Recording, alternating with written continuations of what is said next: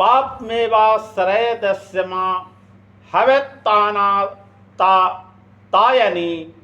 तस्माणामाहर्जा वयं हन्तु धातराष्ट्रा संबधामान स्वजनम ही कथम हतवा सुखनी श्यामा माधव।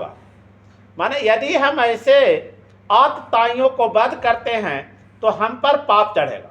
अतः यह उचित नहीं होगा कि हम धृतराष्ट्र के पुत्रों तथा उनके मित्रों का वध करें। हे लक्ष्मीपति कृष्ण, इससे हमें क्या लाभ होगा और अपने ही कुटुंबियों को मारकर हम किस प्रकार सुखी हो सकते हैं।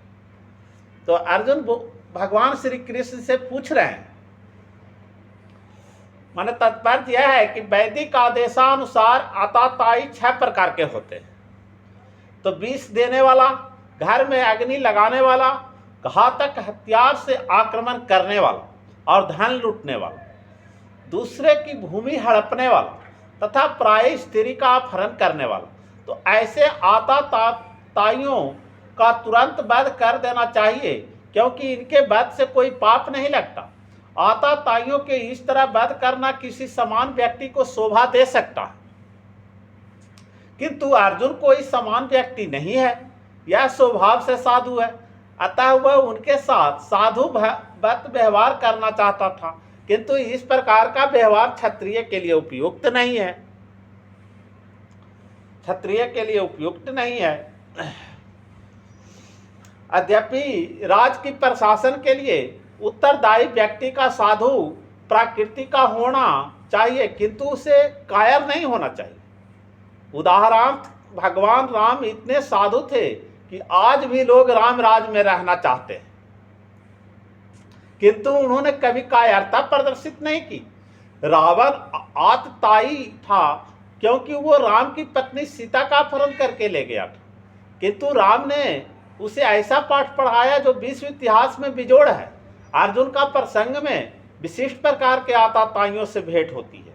ये हैं उसके निजी पितामह, आचार्य, मित्र, पुत्र, पौत्र इत्यादि।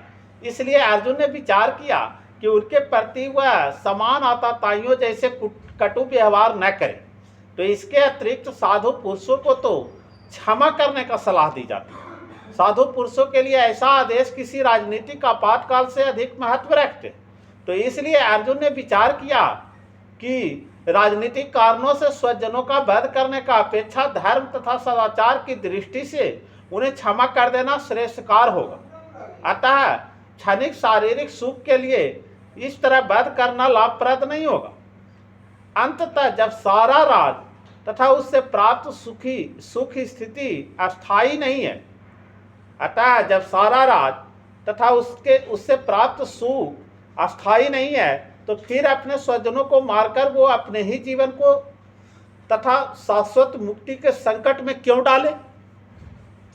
अर्जुन द्वारा कृष्ण का माधव अथवा लक्ष्मीपति के रूप में संबोधित करना भी सार्थक है। वो लक्ष्मीपति कृष्ण को यह बताना चाह रहा था कि उसे ऐसा काम करने के लिए प्रेरित न करे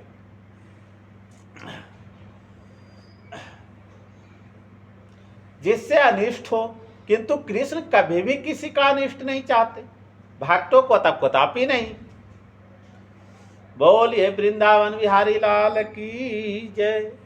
जय जय श्री कृष्ण भगवान की जय। भागवत गीता की जय।